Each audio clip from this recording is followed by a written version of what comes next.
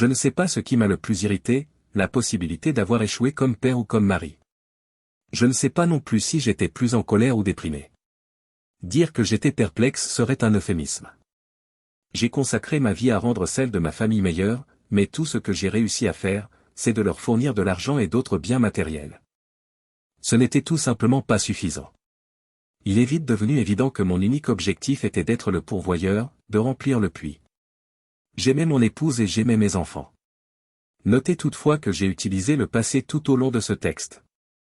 Je dirige ma propre entreprise. J'ai grandi aux côtés de Terry Martin. Depuis l'école primaire, nous sommes les meilleurs amis du monde. Terry et moi avons lancé l'entreprise juste après avoir obtenu notre diplôme du lycée professionnel, et elle s'est développée plus rapidement que nous ne l'avions prévu. Techniquement parlant, je devrais dire que nous dirigeons notre entreprise. Quelques années plus tard, nous avons tous deux épousé nos amours de lycée. La vie était belle.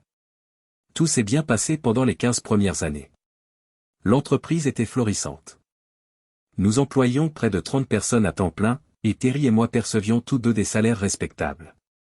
Terry avait 3 fils avec sa femme, Mira. Allison et moi avions des jumeaux, une fille et un garçon.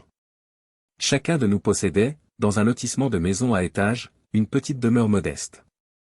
Nous aimions les voitures de luxe, les belles vacances et les sorties au restaurant. Terry et moi avons continué à nous concentrer sur les affaires. Les affaires passaient avant tout. Nous avons rapidement compris que même si notre personnel n'était pas toujours heureux, nos clients devaient être satisfaits. Un tiers de nos meilleurs employés étaient d'anciens délinquants, embauchés dès leur sortie d'une école professionnelle en prison. En 8 ans, seulement 2 de ces ex-détenus ont causé des problèmes, et les autres les ont rapidement résolus. Leur vie s'améliorait et ils n'avaient pas l'intention de laisser quelques perturbateurs ruiner leur progrès. Nous avons parrainé une équipe de softball ainsi que plusieurs autres initiatives. Malheureusement, ma vie familiale a été tout aussi décevante. Ma femme s'était impliquée dans un certain nombre d'initiatives sociales progressistes. Même si cela ne m'enchantait pas, je l'ai laissé poursuivre ses intérêts, et elle m'a laissé poursuivre les miens. Notre famille n'avait jamais été impliquée dans la politique, mais soudain, nous avons commencé à discuter de l'actualité et des questions politiques. J'ai fait des efforts concertés pour me tenir à l'écart de ces conversations, mais en vain. Plus je l'ignorais ou essayais de me désengager, plus elle devenait déterminée. C'était comme regarder Fox News et CNN en même temps. J'ai essayé de l'éviter, mais c'était difficile. Ma relation avec mes enfants a souffert de la séparation entre ma femme et moi. Pendant de nombreuses années, j'ai essayé de faire participer mon fils, Jacob, à diverses activités. Peu importe si c'était du sport, de la randonnée, de la chasse ou de la pêche. Il ne s'intéressait qu'aux jeux vidéo et, comme je l'ai découvert plus tard, à la cigarette à l'occasion. Après que tous mes efforts ont été rejetés, ma femme m'a finalement exhorté à me taire et à le laisser vivre. Chaque fois qu'elle disait cela, mon fils me souriait, mais j'aurais dû résister plus fermement. Jordan, ma fille, était le portrait craché de sa mère. Autrefois, elle était le petit ange de papa, mais aujourd'hui, elle me reconnaît à peine comme son père. Elle avait tellement de piercings que je ne pouvais même pas les compter. Même si elle prenait des contraceptifs, elle a contracté 2 fois la gonorrhée. Elle aimait assister à des événements sociaux et à des rassemblements politiques avec sa mère, mais n'envisageait même pas d'aller manger une pizza ou une glace avec son père. Finalement, j'ai cessé d'essayer de lui tendre la main. Le refus d'allouer des fonds de l'entreprise à l'un de ses projets a entraîné l'une des pires crises de notre relation. Ce projet visait à fournir des aiguilles propres pour protéger les toxicomanes des maladies transmises par des aiguilles contaminées ou partagées. Je n'ai pas eu de nouvelles d'Allison pendant une semaine. Il était difficile d'imaginer que les choses pouvaient empirer.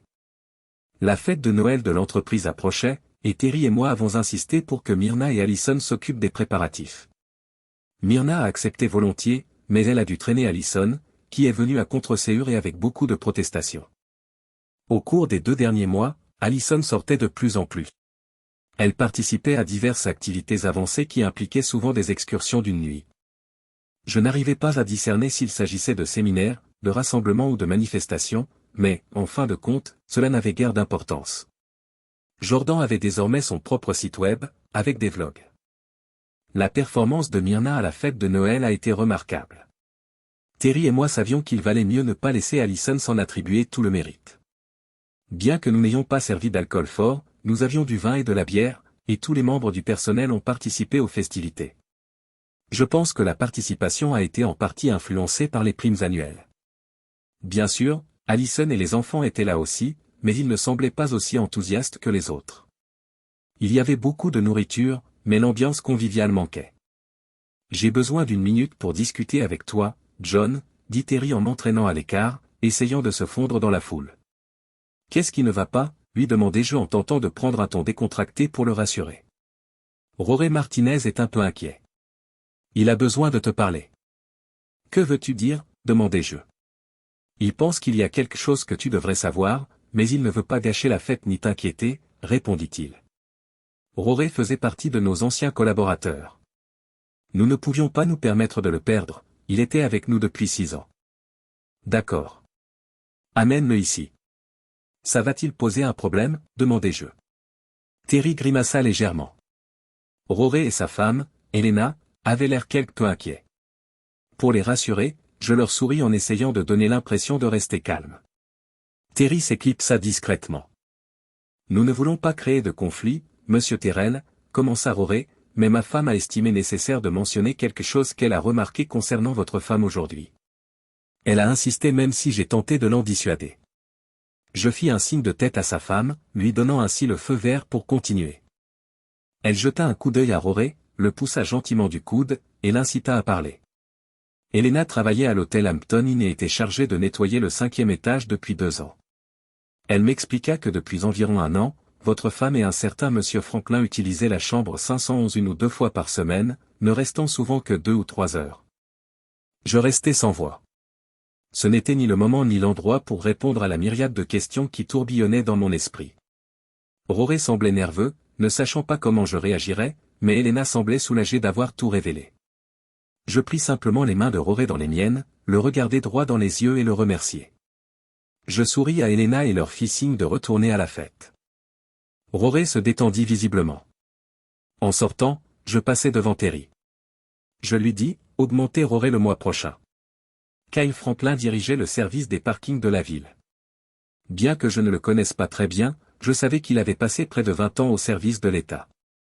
Un jour, il s'était présenté aux élections municipales. Sa femme, Nora Franklin, possédait l'une des plus importantes sociétés immobilières du comté et aimait faire de la publicité sur les bus de la ville. Je me demandais si elle bénéficiait d'un tarif spécial pour cela.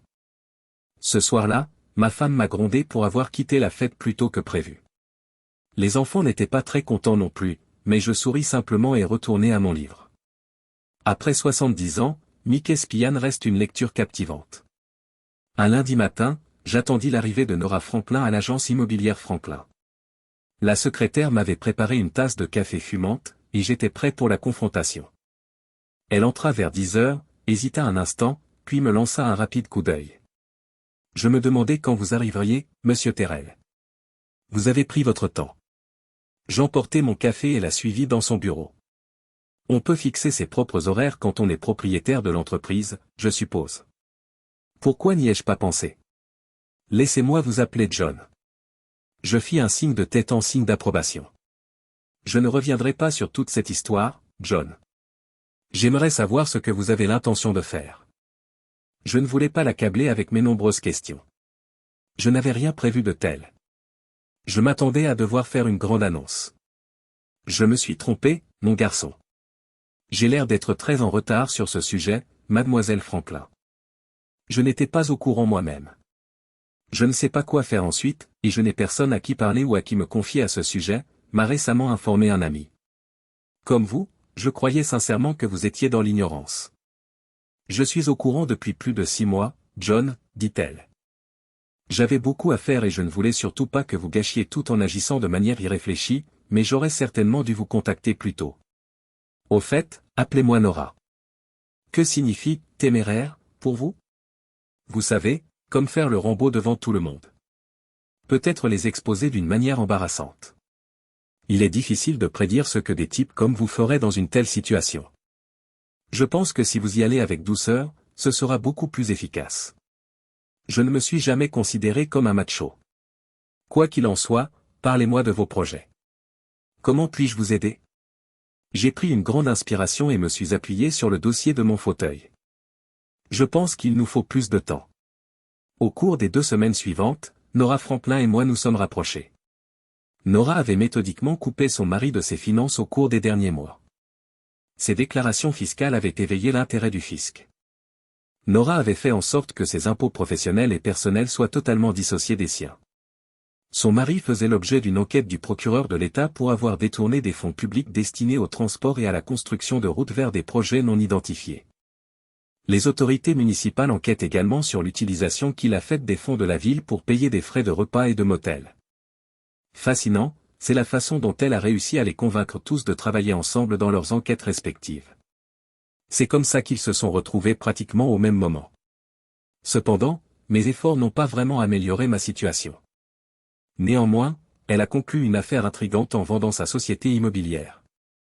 Peut-être pourrais-je faire quelque chose de similaire. Ma famille et ma maison étaient mes principales préoccupations. Ni ma femme ni aucun de mes enfants ne semblaient vraiment proches de moi. Bien que je ne le souhaite pas, je devais quitter l'entreprise. Nora avait une solution. J'ai annoncé que nous allions déménager environ 1 mois plus tard. J'ai entendu les gémissements des enfants, mais les oreilles d'Alison se sont dressées. Il trouvait notre maison agréable. Jacob pensait que le garage à 3 places serait génial, et Jordan a commencé à s'intéresser à la piscine lorsque je l'ai mentionné. La visite de la nouvelle maison s'est déroulée sans encombre. Elle coûtait 2 fois plus cher que notre maison actuelle et elle était 2 fois plus grande. Chaque enfant avait sa propre salle de bain. Alison a fait remarquer que nous n'avions pas assez de meubles pour équiper correctement la nouvelle maison, mais elle semblait satisfaite lorsque je lui ai dit que nous pourrions tout acheter neuf. La cuisine professionnelle l'a conquise. Je leur ai également promis des voitures neuves en bonus. Pour la première fois depuis longtemps, je me suis senti être un mari et un père merveilleux. Nora s'est chargée avec compétence de me trouver une nouvelle maison. Elle a préparé toute la documentation en seulement 2 jours. Alison a un peu grincé des dents, mais elle a accepté que Franklin Real Estate prenne en charge l'affaire pour nous. Notre ancienne maison avait déjà été vendue au comptant par Nora. Le fait que ma femme et la femme de son amant soient assises côte à côte pour signer ces documents m'a intrigué. Il n'y a pas eu de fausses plaisanteries. Nous avons simplement commencé à travailler sur les documents. Le premier papier à signer concernait la vente de l'ancienne maison. Après qu'Alison et moi eûmes signé tous les documents que Nora nous avait préparés, nous les avons fait notariser et transférer les 450 000 $ issus de la vente sur un compte électronique. Alison ne semblait pas particulièrement concentrée sur les détails, car elle était de bonne humeur. Elle a tout signé rapidement. Puis vint la paperasserie pour la nouvelle maison. Lorsque Nora a annoncé le prix de 900 000 $, Alison a rayonné. Je lui ai dit que j'enregistrerais la nouvelle maison à son nom pour des raisons fiscales, ce qui lui a de nouveau tiré un sourire. Pour elle, c'était une idée brillante. Cependant, elle n'avait pas remarqué qu'il s'agissait d'une option d'achat plutôt que d'un contrat d'achat complet. Si elle avait lu les petits caractères, elle aurait vu que l'option était valable 120 jours. Si l'achat n'était pas finalisé à ce moment-là, les 40 000 $ de frais d'option seraient perdus et le prix monterait à $1 million. Même si je ne voulais pas perdre d'argent, je me suis dit que le jeu en valait la chandelle. Une fois tout signé et notarié, Nora a félicité Alison et lui a remis les clés de ce qui semblait être sa nouvelle maison.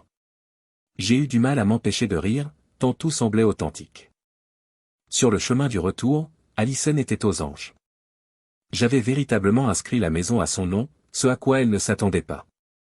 De surcroît, elle a été enchantée de recevoir une carte cadeau d'une valeur de 10 000 $ d'un magasin d'ameublement haut de gamme de notre quartier. Parfois, il faut dépenser pour gagner. Le lendemain était le grand jour des voitures. Comme je l'avais anticipé, Jacob a choisi une Mustang. Jordan nous a tous surpris en optant pour une Kia Soul couleur vert citron. Alison, elle, a préféré une Lexus blanche. J'ai expliqué aux 2 enfants l'importance de bâtir un historique de crédit. Cela a simplifié l'immatriculation des voitures à leur nom et leur financement intégral, car ils semblaient saisir le concept. Ils ne comprenaient cependant pas entièrement que, finalement, quelqu'un devrait assumer les frais de ces véhicules. J'ai appliqué cette méthode pour la nouvelle Lexus d'Alison. Chacune des voitures était couverte par une assurance de 90 jours. Le coût total pour les 3 voitures s'est monté à un peu moins de 600 $. La majeure partie de cette somme a été allouée au titre de propriété et aux plaques d'immatriculation. Finalement, cet investissement s'est révélé payant. Une semaine plus tard, nous avons emménagé dans notre nouvelle demeure. Nora et moi avons poursuivi notre collaboration étroite, renforçant ainsi notre lien. Nous nous retrouvions quotidiennement. Parfois, elle m'aidait à mener à bien un projet, et parfois, c'était moi qui l'aidais. Nous nous sentions de plus en plus à l'aise ensemble. Nora avait suffisamment d'équipe pour gérer son agence immobilière, tandis que Terry supervisait notre entreprise de soudure. L'objectif final de notre entreprise était de résilier nos unions respectives. Nora envisageait d'attendre que l'une des agences enquêtant sur Kyle portât plainte contre lui. Elle ignorait qui serait le premier à la contacter, mais cela lui semblait secondaire. Cela m'a tout de même semblé quelque peu étrange. Finalement, je me suis rendu compte que je ne souhaitais pas divorcer. J'ai convenu qu'il me fallait agir, mais je redoutais de tout perdre. Je recherchais une solution rapide. Là encore, Nora est venue à ma rescousse. « Tu es déjà allé à Aruba, John ?» m'a-t-elle demandé. Je n'y étais resté que pour une escale lors d'une croisière, mais je n'y avais jamais séjourné. « As-tu aimé ?» m'a-t-elle interrogé. Je n'étais pas resté suffisamment longtemps pour me prononcer. « Et pourquoi cette question ?» lui ai-je demandé. « J'ai l'opportunité d'investir $1 million dans un appartement à West Orangestad. Cela t'intéresserait-il ? Pour moi, cela semble peut-être un peu trop ambitieux. Je n'ai probablement pas besoin de quelque chose d'aussi extravagant, ai-je répondu. J'ai pensé que nous pourrions associer nos efforts, a-t-elle suggéré. Je suis sûr que tu peux t'en charger seul, ai-je rétorqué. Pourquoi avoir envisagé de m'inclure dans un tel projet ? Considère cela comme un investissement ou une collaboration. Je me vois comme une femme d'affaires avisée. De plus, j'aime ta compagnie et dépenser l'argent des autres, a-t-elle dit en souriant. Je suis intrigué. Un demi-million de dollars suffirait-il pour entrer dans le capital, ai-je demandé. Je me chargerai des papiers. Tu sais bien qu'il y aura du travail administratif, n'est-ce pas? Bien sûr, ai-je acquiescé. Je suis surpris d'avoir accepté de vivre avec une femme avec laquelle je n'ai même pas eu de relation amoureuse. Je suis désormais encore plus enthousiaste à propos de l'idée dans son ensemble. Terry et Myrna étaient bien informées de mes tensions avec Allison et les enfants. Elles étaient prêtes à m'aider discrètement. Terry, j'ai décidé de vendre mes parts de la société à toi et à Myrna. John, c'est très noble, mais nous ne pouvons pas nous permettre de racheter tes parts. Tu sais que c'est impossible, pourtant j'aimerais énormément le faire. À quoi correspondent ces $1000 ? Pourriez-vous m'expliquer ? Vous n'avez pas besoin de mon aide pour diriger l'entreprise, Harry. À ce stade, nous savons tous deux qu'elle fonctionne pratiquement seule. Tout reposera sur vos épaules lorsque je partirai. Toutes les décisions reviendront à toi en tant qu'unique propriétaire. Tu n'auras qu'à m'appeler de temps en temps pour solliciter mon avis. Oh, je vois, dit l'aveugle, je vois. Et je suppose que cet appel sera facturé en tant que consultation ? Terry souriait en parlant. Considère cela comme une forme de rente à vie. Ne stresse pas trop. Simplifie tout simplement pour toi. Tous les documents ont été établis par l'avocat de l'entreprise. J'ai affirmé à Terry et Myrna que tout était sous contrôle, même si elles redoutaient que je ne m'emporte. Il est précieux d'avoir un ami de confiance. Étrange à dire, je n'ai jamais pris la peine d'élucider la relation d'Allison avec Kyle. Je ne me suis jamais senti obligé d'obtenir des messages téléphoniques, des courriels ou des photos compromettantes. Cela n'aurait pas été nécessaire. Je n'avais pas l'intention de divorcer. J'étais sur le point de partir, comme le font 21% des pères mauvais payeurs. Kyle Franklin a été placé en garde à vue 2 semaines plus tard. Je n'ai aucune idée de qui a reçu les honneurs. Ce n'était pas un grand détournisseur de fonds ou un escroc. C'était simplement un fonctionnaire subalterne qui prenait souvent l'argent des autres et jouait des tours à ma femme. Avant que toute la saleté ne soit révélée, Nora et moi étions séparés depuis longtemps. Elle a vendu son entreprise, 3 immeubles d'habitation et 32 biens locatifs. Elle était déterminée à repartir à zéro. Le petit jouet qu'elle s'était choisi, c'était moi. Elle m'appelait ainsi, et je ne trouvais pas cela irrespectueux. Nous ne sommes jamais passés par une phase de séduction, mais après notre arrivée à Aruba, nous avons pu renforcer notre lien. Tout semblait avoir été planifié à l'avance. Mes enfants n'ont pas manqué à l'appel. Suis-je pour autant un mauvais père ? Je ne pense pas, compte tenu des circonstances. Ma femme n'a pas manqué à l'appel. Suis-je pour autant un mauvais mari ? Pas à mon avis. Nora a développé une passion pour le golf. Elle a tenté de susciter mon intérêt, mais en vain. Elle jouait 3 jours par semaine avec un groupe homogène de femmes. Plusieurs fois par semaine, nous nous réunissions avec elles et une douzaine d'autres anciennes joueuses. Je me suis rapidement adapté à cette situation. C'était une nouvelle façon de vivre, facile et agréable. Pour passer le temps, j'ai commencé à peindre. C'était quelque chose que j'avais toujours voulu faire. Tous les matins, j'installais mon chalet sur les quais. Ce n'était pas quelque chose que je faisais bien. Quand je rentrais à l'appartement, je grattais toute la peinture sur la toile pour pouvoir recommencer le lendemain. Au bout de 3 mois, je n'avais toujours rien à montrer pour mes efforts. Nora a trouvé ça amusant. Je ne voulais parler à personne, mais j'ai pensé que je devais appeler Terry. Il est presque temps, John. Je commençais à douter de toi. As-tu fait comme chez toi? Je me sens mieux que jamais après m'être installé. Je n'ai jamais fait un meilleur choix. Terry et moi avons discuté de ma nouvelle vie à Aruba pendant les 10 minutes qui ont suivi. Terry s'est laissé convaincre d'emmener Myrna ici pour une semaine ou 2. Tout se passait bien. J'avais négligé de fournir à Terry une adresse et des informations sur son compte bancaire, et il s'est excusé de ne pas avoir envoyé de chèque de consultation. De toute façon, je n'avais pas besoin d'argent. Je suis désolé de vous déranger, Terry, mais pourriez-vous me parler de ma femme et de ma famille? Je vous dirai ce que je sais, mais je ne suis pas un expert. Sans vous, les choses ne vont pas bien. Jacob a été le premier à être placé en garde à vue. On l'a trouvé avec 3 kilos de fentanyl dans le coffre de son véhicule. Naturellement, la voiture a été saisie, et il a été incarcéré puisqu'il est majeur. Allison n'a pas pu le sauver, c'est tout ce que je sais. Je suis désolé de l'apprendre.